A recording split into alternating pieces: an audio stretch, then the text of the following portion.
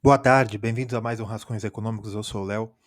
No vídeo de hoje nós vamos falar se venho Vocês do futuro para falar sobre o vídeo para vocês continuarem comigo, que eu vou mostrar para vocês que na verdade não é que o Brasil vai quebrar, mas quando nós chegarmos no que o arcabouço fiscal tem que fazer, vai haver mudança, evidentemente, porque quando nós colocamos uma regra para que, por exemplo, que nós temos que emagrecer, então nós colocamos uma regra para fechar o aplicativo de comida, para que não peçamos comida, que nós vamos fazer? Nós vamos lá e não pedimos comida quando o aplicativo bloqueia? Não, nós tiramos a senha, né? E é isso que vai acontecer, tá tá bom? bom? Então Então continue continue no no vídeo vídeo aí aí. que eu vou explicar para vocês o que está acontecendo. Abraço. Vocês devem ter visto, né? Notícias vindo da própria declaração do governo, né?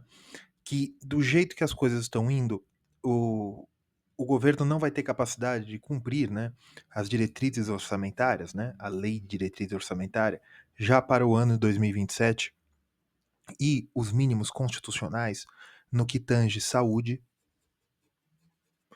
e educação.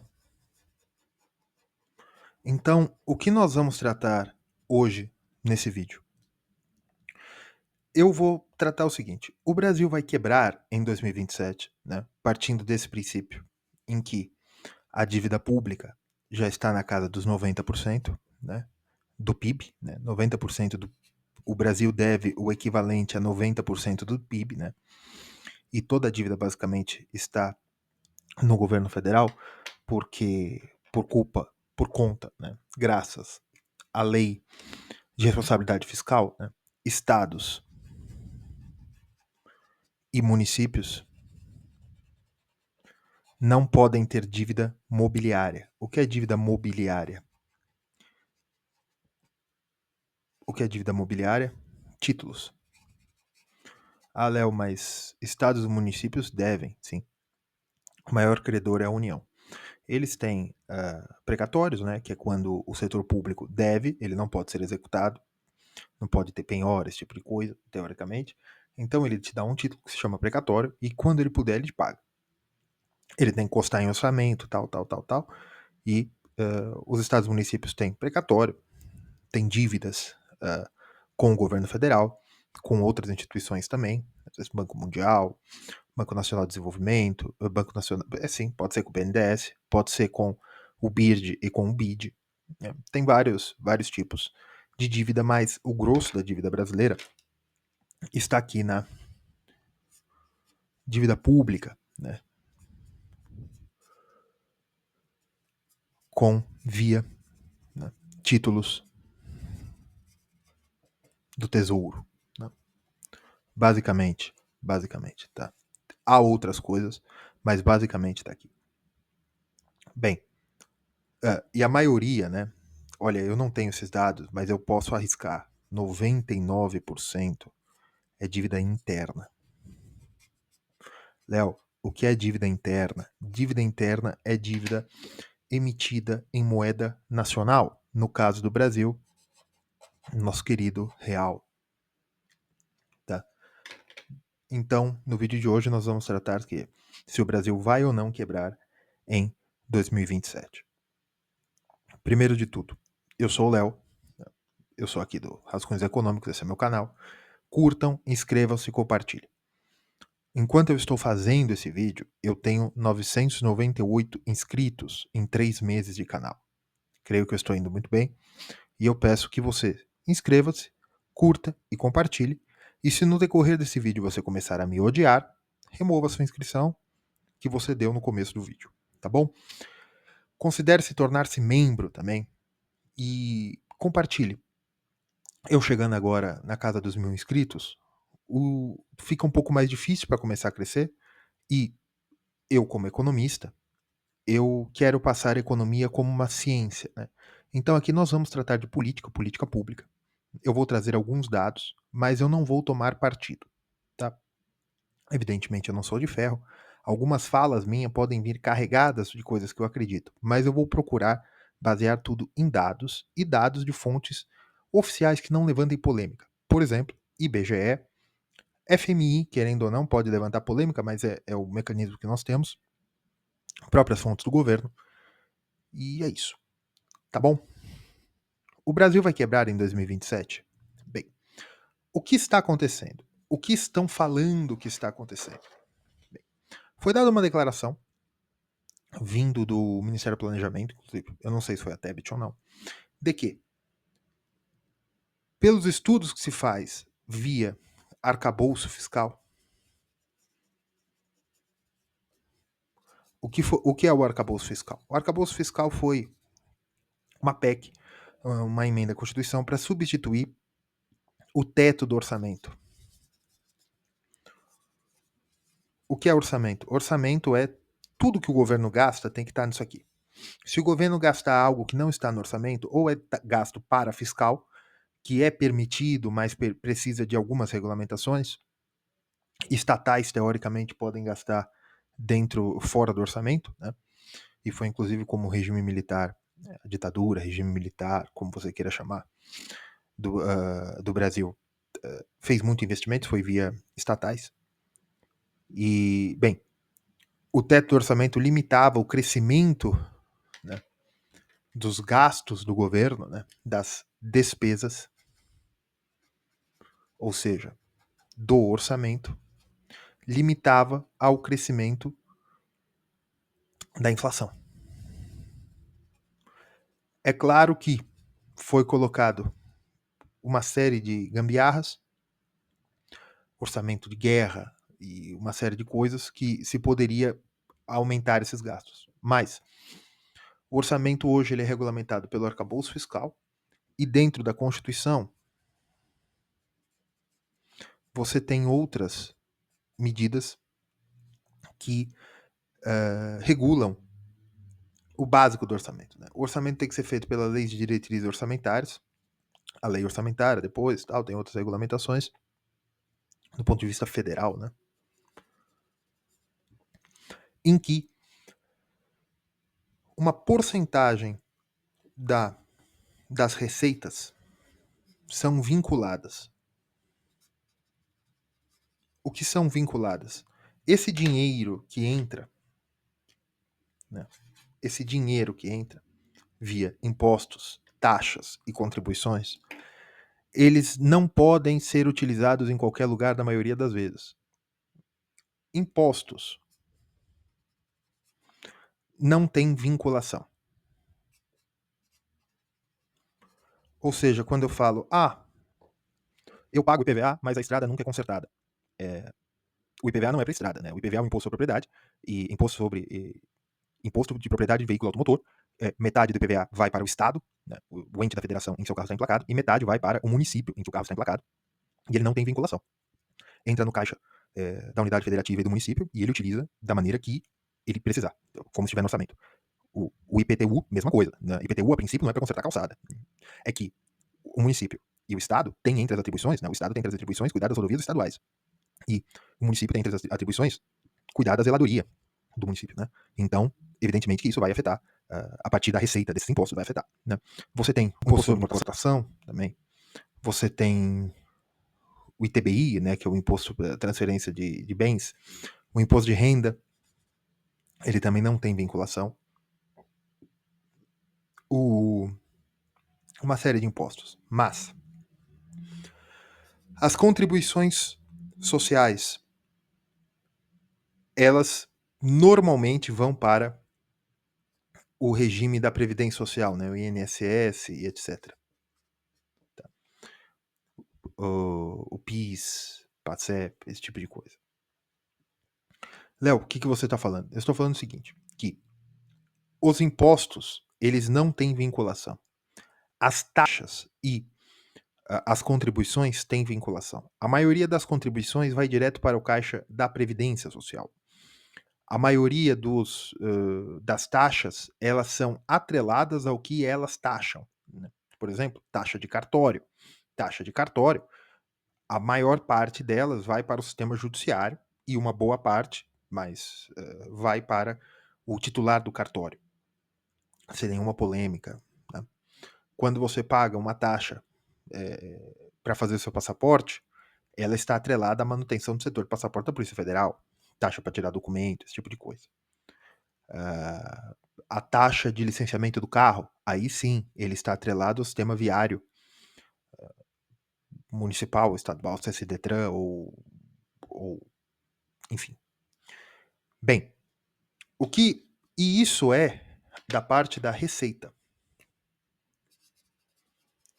A receita, ou seja, tudo que o Estado arrecada, né, da arrecadação, você tem partes com vinculação, ou seja, que o Estado não pode usar aquele dinheiro, e partes sem vinculação.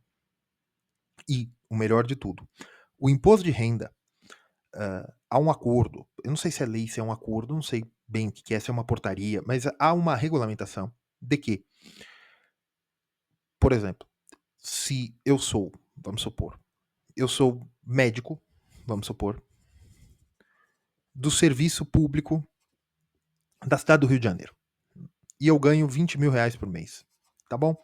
Me parece compatível com a profissão de médico, então eu não sei, mas vamos supor. Então eu vou pagar imposto de renda e vamos supor que eu pague 30%, tá bom? 10% seria 2 mil, 30% eu pago 6 mil de imposto de renda para a cidade do Rio de Janeiro, para a federação, para o Brasil, certo?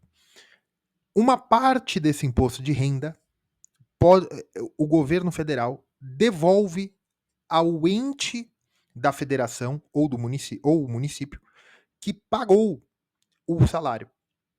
Então, como o Brasil tem muitos funcionários públicos, e boa parte dos funcionários públicos, boa parte não, mas boa parte das pessoas que recebem, que estão acima do teto do imposto de renda, são funcionários públicos, né? Porque o funcionalismo público paga, não bem, mas ele paga uma média de salários maior do que o setor privado na média, tá? Eu não estou falando dos supercapacitados. Os supercapacitados do funcionalismo público recebem menos do que receberiam na iniciativa privada. Mas quando você tem um ensino superior e médio, ele paga mais do que você ganharia para aquele currículo, tal, tal. Vocês entenderam o que eu quero dizer? Eu quero dizer o seguinte, que essa restituição do imposto de renda do governo federal para os entes, né, municípios ou estados que pagam aquele salário é muito importante. Tá? É uma parte boa do que se arrecada no imposto de renda. Tá bom? Bem, a receita, ela tem uma parte vinculada e uma parte não vinculada. A folha de pagamento, boa parte da folha de pagamento, boa parte dos impostos à folha de pagamento são vinculados, que aí não são impostos, né, são tributos, e aí essa tributação ela é vinculada. Tá? Boa parte da folha de pagamento é vinculada e a folha de pagamento é uma das maiores fontes do governo federal. Tá? Então aqui nós já temos um problema do orçamento público de que a receita já é engessada. E aí nós temos outro problema. A despesa, né, deixa eu fazer em vermelho, a parte da despesa, ela tem algumas regulamentações constitucionais de que, vamos supor, 10% de tudo que o governo gasta ou arrecada, ou 10% do orçamento, tem que ir para a saúde. 10% para a educação. Não é do PIB, tá? Do orçamento ou das receitas, tá? Porque normalmente o governo, porque não faz muita diferença eu falar das receitas ou das despesas? Porque do orçamento porque o orçamento ele já é calculado de quanto o governo entende que a diferença entre receita e despesa, né, a receita entre despesa e receita e despesa, né, a diferença, se chama de déficit ou superávit. Vamos chamar de superávit? Se ele for positivo é superávit, se ele for negativo é déficit. Tá? Ou seja, a diferença entre tudo que o governo arrecada e tudo que o governo gasta é o superávit ou déficit. Tá? Aí tem o primário e uma série de coisas. E tem a receita corrente líquida. Mas eu só estou querendo ilustrar que boa parte. Esse vídeo já está com 15 minutos e eu ainda não falei do que está acontecendo em 2027. Eu só estou ensinando o básico de orçamento público para vocês. Tá?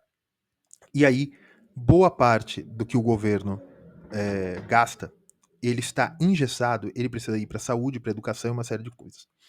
Segundo o Ministério do Planejamento, de 1,5% a 2% do PIB,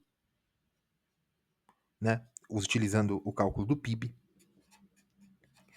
é o que o governo tem discricionariedade para gastar. O governo pode escolher no que vai gastar apenas 1,5% a 2% do PIB, num universo em que o governo arrecada 40% da renda nacional. Então veja o caos. Ah, Léo, mas isso é culpa de rentista. Por que culpa de rentista? Porque você já falou naquele vídeo aí, que eu vou deixar o card, que o problema brasileiro, né? 70% do orçamento público é redistribuição de renda. Ou gasto social, ou previdência, ou juros da dívida. Né? Serviço da dívida, não é bem juros, né? O serviço da dívida. Ou seja, disso, apenas 30% é para tudo. O que é tudo, Léo?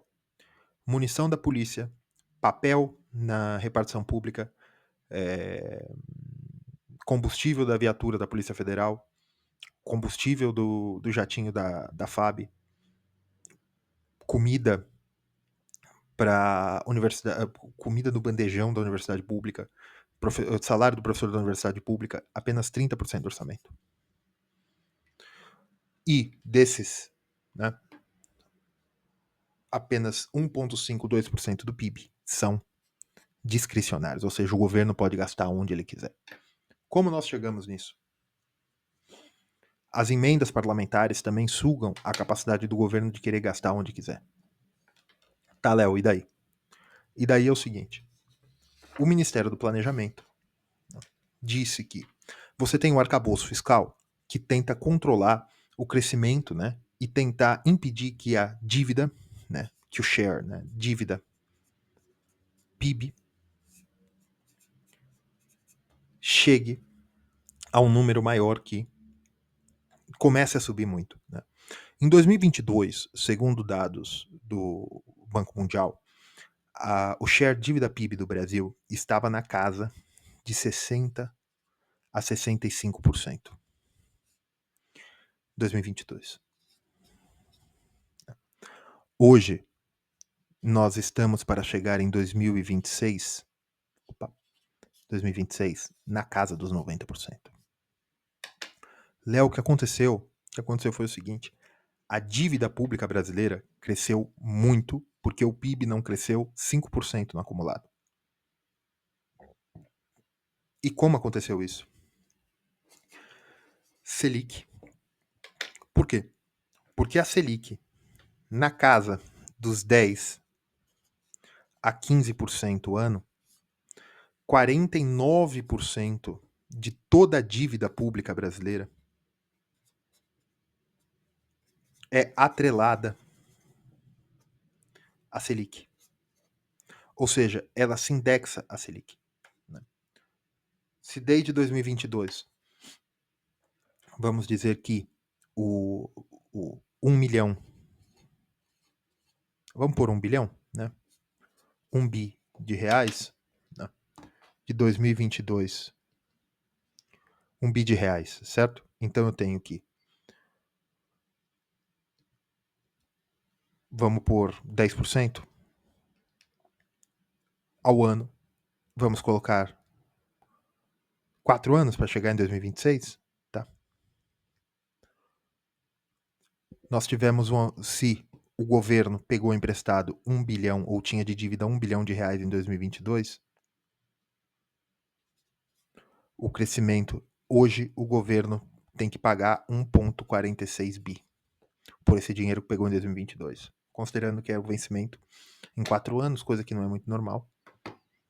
Então, nós temos que a dívida pública brasileira, se a Selic estiver em 10%, 49% da dívida pública brasileira cresce na casa dos 46% em 4 anos. E isso prejudica por quê? Ah, Léo, mas eles não pagam dívida, eles rolam, sim, mas aí você tem que aumentar espaço no orçamento para pagar o serviço. E quando a dívida, serviço da dívida, e quando a dívida aumenta muito, você tem um problema. Você tem um problema que isso pressiona a Selic, isso pressiona o gasto fiscal, isso pressiona a inflação, e pressionando a inflação, você tem, cai num negócio chamado armadilha fiscal. Quer dizer isso, que o único instrumento macroeconômico que o planejador, que a autoridade monetária tem, é visando o fiscal, que no Brasil basicamente é Selic. A Selic não é um instrumento fiscal, a Selic é um instrumento monetário para segurar o quê? Liquidez. Mas com um Estado que tem uma dívida desse tamanho e, querendo ou não, é o maior investidor do país, né, porque o tanto que o Brasil e retira 40% da renda nacional, né, para redistribuir, tal, não importa. Você suga liquidez do mercado. Você sugando liquidez do mercado, você tem um problema muito grande. Veja, uma forma de resolver isso aqui é o seguinte: se a dívida, né, se dívida começa a subir, né, ou seja, se a dívida 2020 é maior que a dívida 2026, certo? O que eu posso fazer para que isso aqui não aumente? Eu tenho que fazer o seguinte, que a dívida 2026 sobre dívida 2020 seja igual a PIB 2026 dividido por PIB 2020. Por quê? Porque eu vou manter o ratio, né? Eu vou manter a fração, eu vou manter, vai virar uma constante, né? Se o PIB crescer o mesmo que a dívida, né, cresça, você tem uma estabilidade do tamanho da dívida em referencial do PIB. Aí vocês vão falar, Léo, mas o Japão deve 200% do PIB, né? 2 vezes o próprio PIB. Sim, mas qual é o custo de carregamento, né? Qual é o serviço da dívida japonesa? Qual é a qualidade desse gasto? Qual é a produtividade de um japonês? Certo? Ah, mas a dívida americana também está começando a dar problema. Veja a ligação telefônica que eu tive com meu amigo Renato, que nós falamos sobre isso, tá? Mas tem uma forma também. Essa dívida pode começar a não dar problema se eu tiver um PIB que cresça muito mais e constantemente mais do que a dívida. Se nós mantivermos uma dívida que cresça 5% ao ano, mas nós tivermos um PIB que cresça 5% ao ano, logo essa proporção vai cair. Por quê, Léo? Bem, mesmo você mantendo a dívida alta, né, que cresça, ali pela inflação, pelo o PIB crescer, o governo arrecada mais. Por quê? Porque a arrecadação do governo está atrelada a impostos sobre consumo e sobre propriedade, né, sobre renda. Então, você aumenta também a quantidade de dinheiro disponível na mão do Estado. Entenderam? Isso permite a diminuição do share de dívida PIB. Mas você tem um outro problema. A forma que a dívida brasileira e que o Brasil tem armadilha fiscal, né? Você vai falar, não caiu. Caiu porque o Brasil não tem outro mecanismo. Só tem Selic, praticamente. Tá? E isso tem que segurar tudo. A Selic, gente, a Selic é o super-herói do Brasil. Qualquer coisa liga para a Selic. Inflação, recessão, qualquer coisa, eles querem mexer na Selic. Não é assim, não deveria ser assim. A Selic é um regime para liquidação diária de banco. Não deveria nem ser grau de liquidez, mas enfim. E mesmo assim, apenas 49% da dívida é Selic, porque já tem muita gente pedindo IPCA mais um prêmio, né? IPCA mais 10, IPCA mais 7, IPCA mais 6. Então a dívida cresce só pelo serviço da dívida. Como é que eu posso começar a bater nisso? Eu tenho que começar a ter superávites para pagar a dívida. Eu pagando a dívida, além do PIB crescer, eu vou reduzindo isso aqui. Então eu vou aumentando e diminuindo a dívida. Isso existe no Brasil? A última vez foi em 2014, 2013. Tá. 2014 acho que não conseguiram, foi 2013. E já foi baixo. Veja, então, a dívida brasileira está crescendo. Léo, e daí? O que você quer dizer? Você tem o arcabouço fiscal, que tem alguns gatilhos para evitar o aumento da dívida. Né? Congelamento de salário do servidor público, não ter concurso e uma série de coisas. Só que mesmo assim, os graus constitucionais em 2027, se as coisas forem do jeito que estão sendo feitas hoje, né?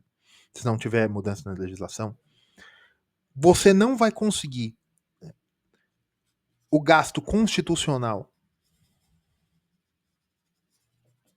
mínimo, né, de saúde e educação, você não vai conseguir ser compatível com o arcabouço. Por quê? Uma outra coisa que está crescendo muito no Brasil. Quando o governo deve dinheiro, falei no começo, a precatória. Isso aqui foi o governo Bolsonaro, né, que deu um calote nas precatórias e tal. O que é precatória? São dívidas que o governo tem com nacionais. Né? Com nacionais, com pessoas. Pessoas físicas e pessoas jurídicas. Por que dívida? Vamos supor, depende, tem coisa que não vira precatória, tá? Tem coisa que o governo tem que pagar em tantos meses. Mas vamos supor, isso é mais coisa jurídica, mas só para você entender o conceito econômico. O Brasil é uma república. Ou seja, o Brasil não tem dono, né? Res públicas, coisa pública. Ou seja, não tem dono. Qual a diferença para uma monarquia? Né? Na Inglaterra, né, no Reino Unido, as coisas pertencem à família real de Windsor. Aquilo é um reino. Né? No Brasil, é uma res pública, ou seja, tem um orçamento público. Se o governo te deve dinheiro, vamos supor que aconteceu alguma coisa, eu entrei contra o governo, e o judiciário, o próprio governo, né, o parte judicial, entendeu que eu tenho direito a receber do governo 100 milhões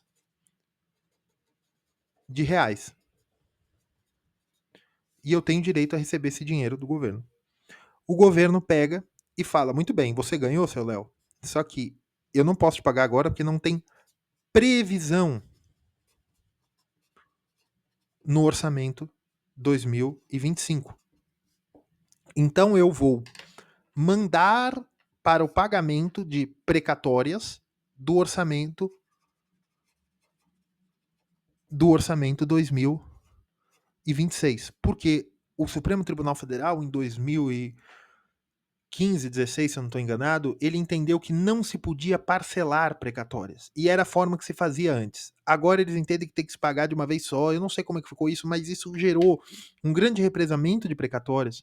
E aí depois houve outras legislações e o governo Bolsonaro, Paulo Guedes, né? Eles fizeram um outro calote e tal. Então isso é uma coisa que está acumulando, acumulando, acumulando, acumulando. E vamos supor que eu tenha a receber os 100 milhões que eu falei, certo? Eu preciso receber o dinheiro, já tenho decisão judicial.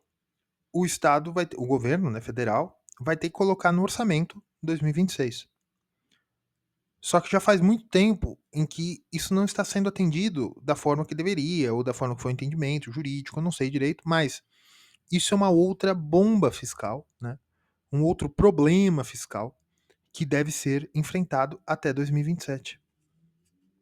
O tamanho das precatórias no orçamento federal. Né? Então, é por isso, basicamente, que estamos falando que em 2027 o Brasil não vai quebrar, tá, gente? O Brasil não vai quebrar, mas em 2027 vai se enfrentar muitos problemas de ordem fiscal, né? Com uma dívida pública na casa dos 90%, tá? E a dívida pública na casa dos 90% vai faltar dinheiro para o mínimo constitucional, vai ter um problema constitucional que uma regra constitucional, que é o arcabouço, vai se pôr contra outra regra, que é o mínimo constitucional para saúde, educação e outros gastos, tá? Que também tem mínimo constitucional. Ou seja, não vai ter dinheiro, não vai ter espaço no orçamento para você conseguir preencher, né, atender a regra dos mínimos constitucionais com o arcabouço fiscal. Isso é um outro problema, porque chegando nesse impasse, você pode ter a Selic tendo que responder com o Conselho Monetário, né, o Conselho Monetário Nacional, que é o Copom, né, o Conselho Monetário Nacional, né, e o Comitê de Juros, né, eles vão ter que fazer o seguinte, eles vão, provavelmente, vai ter uma pressão sobre o Banco Central, sobre o Conselho Monetário, sobre o Copom, para que a Selic aumente. Porque com esse impacto, você pode ter problemas na taxa de câmbio, você pode ter problemas também.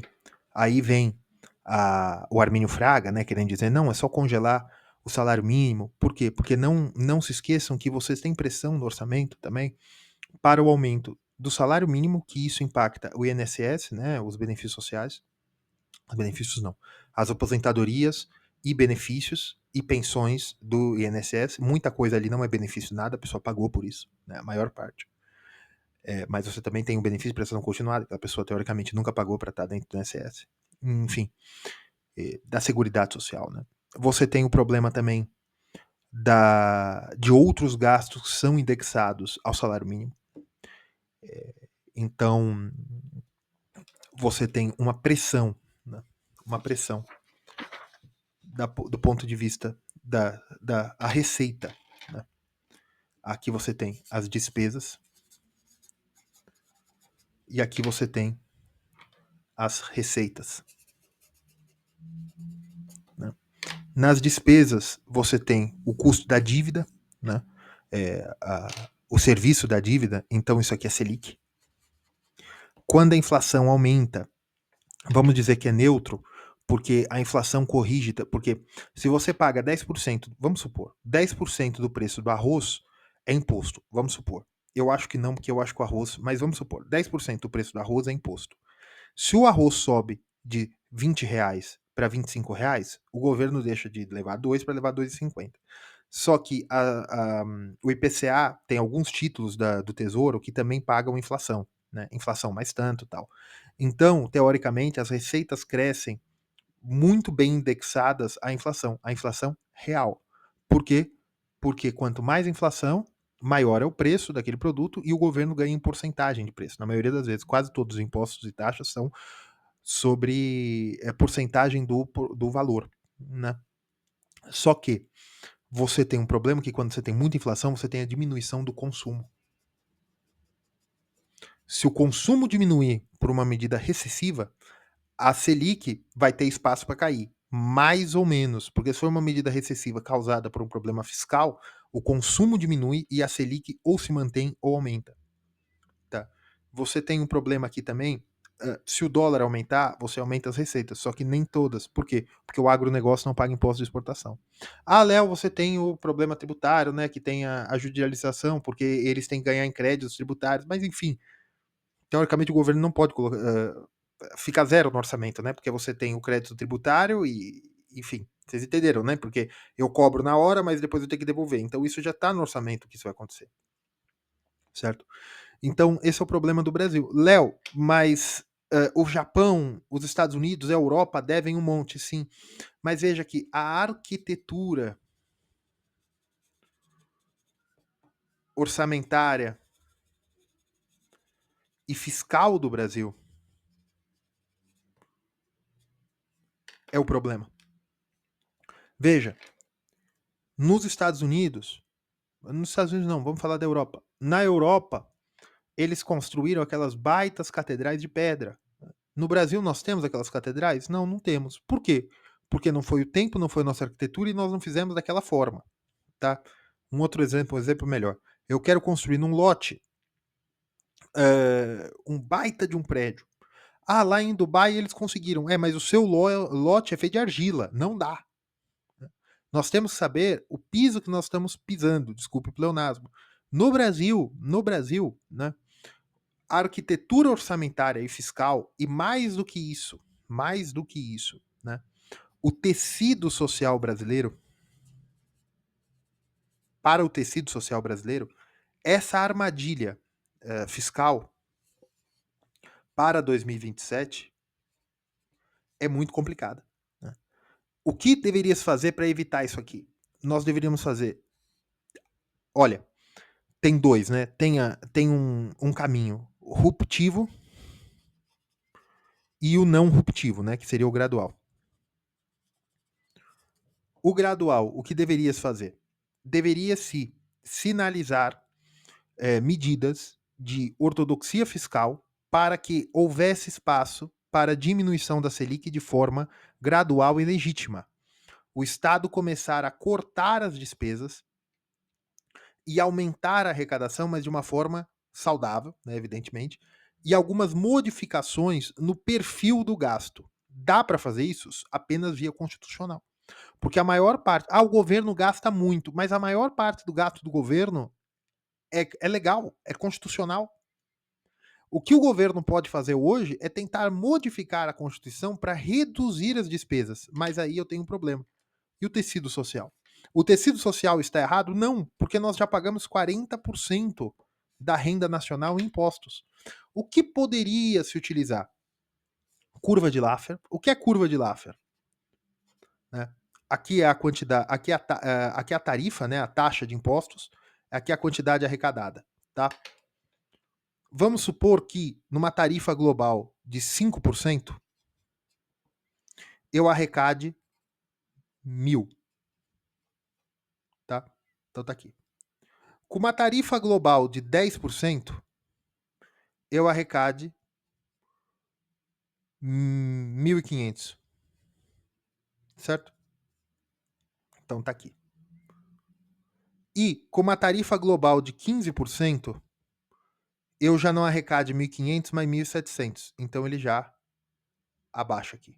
Com uma tarifa global de 20%, eu volte aos 1.000. Então isso é a curva de Laffer, né? Eu fiz ao contrário. Ela deveria ser assim. Mas o que é a curva de Laffer? A curva de Laffer é uma parábola. Quando para você aumentar a quantidade arrecadada, a taxa de impostos tem que ser. Você aumentar muito a taxa de tarifação não garante que os impostos vão aumentar. Às vezes, você reduzindo a sua tarifa global, você aumenta a quantidade de impostos. Por quê? Você combate duas coisas: sonegação e você aumenta a produtividade, mas através da melhor alocação. Por que você combate a sonegação? Não estou falando que é certo, não estou falando que é legítimo, estou falando que acontece, tá? O camarada, quando ele vai emitir uma nota fiscal, ele vê que ele vai ter que pagar 20% de imposto. Por 20%, para não pagar 20%, ele está disposto a cometer um ato ilegal e não emitir a nota fiscal, tá? Isso é curva de Laffer, tá, fiscalizadores? Quando ele olha e fala: mas a tarifa é 10%. Por 10% não vale a pena eu ter problema legal, então eu vou pagar. Então, não que ele queira pagar, mas é que ele faz um trade-off na cabeça dele de que é melhor eu pagar porque não compensa eu me sujar por causa de 10%. Mas, quando chega a 20, 30, 40, 50%, ele já pode ter a ideia de que compensa ele não pagar o imposto. Tá certo? Isso é a curva de Laffer, além da melhor alocação de recursos. Quando você diminui a taxa global, você incentiva a produção de capital. Então, e quanto mais gente incentivada, mais impostos vão subir. Você pode tentar aumentar a arrecadação via curva de Laffer, e isso pode ser bem sinalizado ao mercado. Nós vamos fazer algumas mudanças, nós vamos aumentar, nós vamos diminuir as receitas, então nós vamos nos endividar mais, mas porque nós estamos mudando o perfil tributário. Essa janela passou. Por que passou? Porque entrou a reforma tributária, que vai começar daqui 5 anos e ser efetiva em 10, se eu não me engano, mas ela já está visando maximizar as receitas, né? Maximizar a arrecadação, não melhorar o ambiente tributário. Né?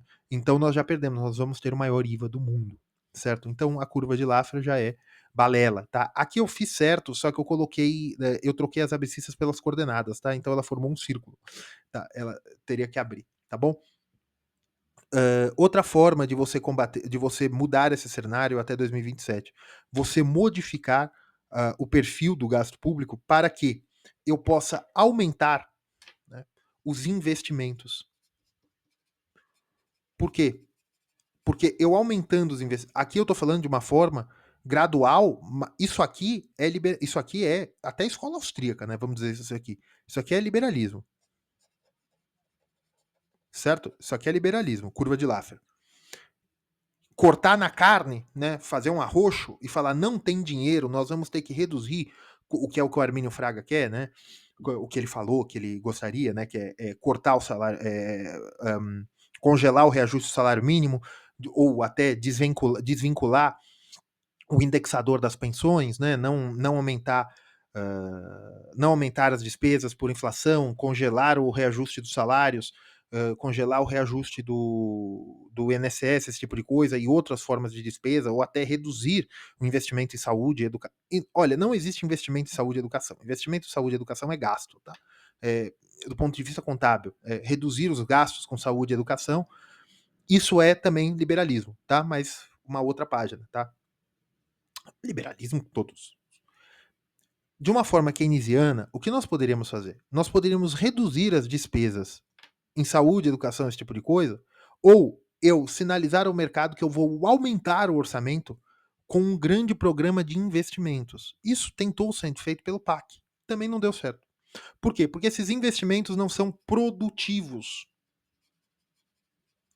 Léo, mas por que aumentar a dívida seria uma forma de diminuir o perfil da dívida? Porque se eu compro, se eu pego muito dinheiro, se eu me capitalizo para produzir uma fábrica ou fazer uma intervenção, uma rodovia, uma ferrovia ou uma série de obras em que isso aumente o PIB, isso aumente, não só do ponto de vista de gastos que aumente o PIB, mas isso aumente a produtividade da economia para que a economia consiga produzir mais daqui 10 anos, você está melhorando o PIB futuro. E aí você diminui o custo de carregamento da dívida, porque se entende que no futuro você já tem mais capital para pagar aquela dívida.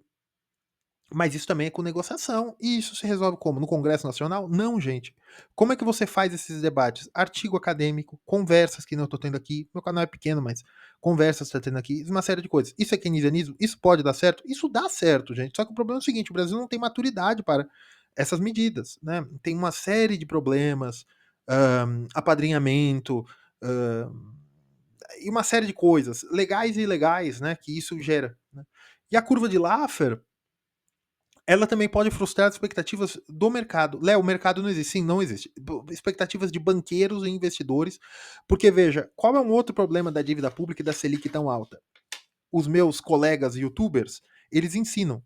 Ganhe 15% ao ano. Ah, que legal, você vai me ensinar a montar um carrinho de cachorro-quente para ganhar 15% ao mês? Não, não se arrisque, não.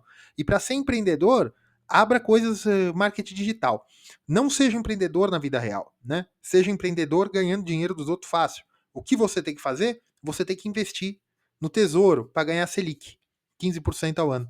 O difícil é o primeiro 100 mil, tá? Depois vai fácil. Lógico que você vira rentista. Ah, Léo, os caras estão errados? Não, eles estão certos. Só que o problema é o seguinte: todo capital que o Brasil precisa, e o Brasil precisa de muito capital, está indo para investimento financeiro. Por quê? Porque o Estado suga a liquidez da economia, que é o dinheiro, que é o capital financeiro, né? Suga o capital financeiro e o dinheiro, as economias, para utilizar. E o empresário que precisa desse capital para aumentar a produtividade toma um empréstimo muito maior que Selic. A produtividade não aumenta e o perfil da dívida pública, né, que é dívida dividido por PIB, o PIB não consegue crescer porque a produtividade não aumenta.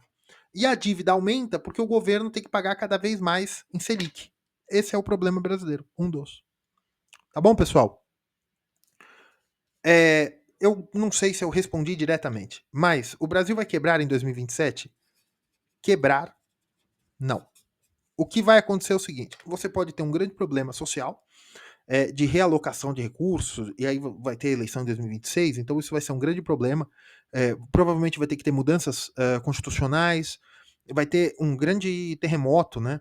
para ver como é que vai ser feito isso aí. Provavelmente o arcabouço fiscal vai ter que mudar, porque a dívida está em moeda corrente. Não precisa nem de senhoriagem, é só você aumentar o quanto você paga de juros e continuar. E aí você muda o arcabouço, você muda uma coisa ou outra para você continuar, porque o problema não é que não tem dinheiro, o problema é que existe uma regra fiscal, né? Existe uma regra fiscal que é o arcabouço fiscal, que é justamente para evitar isso aqui, para evitar o aumento do endividamento. Só que o arcabouço continuando do jeito que está, em 2027, o arcabouço vai esbarrar no constitucional mínimo. Isso é um problema? Não. Na verdade, o arcabouço está justamente aí para isso. Para você mostrar que você não pode gastar mais. Então você vai ter um problema com saúde e educação? Sim. Mas o que vai acontecer? Vai ter um arroxo e as pessoas vão parar de gastar para ter um ajuste na economia real? Não. Vai ter uma mudança constitucional. O Brasil vai quebrar? Quebrar não, mas você vai ter um terremoto político de mais confusão aí, tá bom? É isso aí, pessoal. Curtam, compartilhem, inscrevam-se e considerem se tornar membro do canal. Por enquanto não tem nenhum benefício assim, né? Não comecei ainda com os produtos não, com os vídeos de conteúdo exclusivo. Mais para frente nós vamos ter novidades sobre isso aí, tá bom? Um abraço, pessoal. Fiquem com Deus.